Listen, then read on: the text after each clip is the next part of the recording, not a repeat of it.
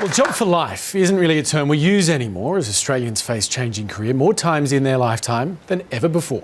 How are we feeling? Hello! I think it's a sense of achievement, of just building something up from scratch that you've been conceiving in your heart, in your soul.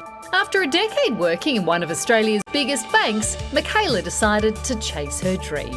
I've been working in corporate for many years and I found myself chasing experiences, find that balance in life. Michaela's behind one of Australia's newest fitness trends, known as wellness clubbing, using city nightclubs as pop-up gyms during the day. I took a career break a year ago from banking and set up this business, and 6 months in we're doing pretty good.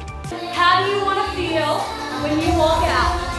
It's a big compromise. Obviously no pay, big lifestyle change, complete wardrobe change. So I hope it's worth it. I really hope it is.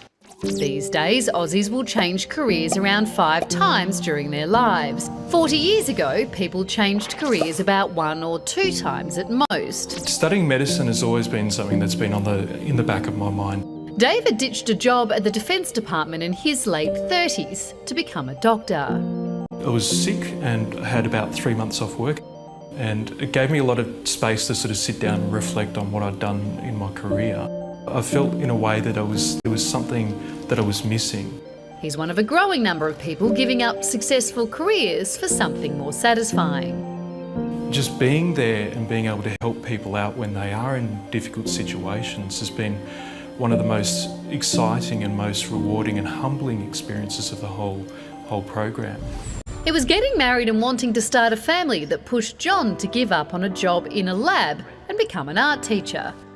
The work I was doing before, it was so many hours. I was doing 12-hour midnight shifts. And it also wasn't the kind of work that I was part of my passion. Every now and then I was rather apprehensive to make that kind of decision because of, the financial uncertainty.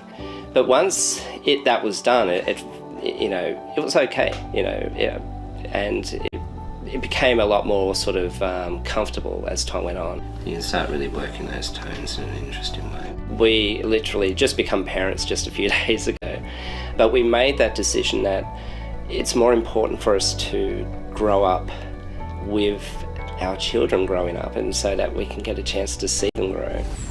But for others, career changes can be more of a forced decision. I left my full-time job in newspapers about 6 years ago, and I thought that I would be able to do personal training to supplement a freelance income.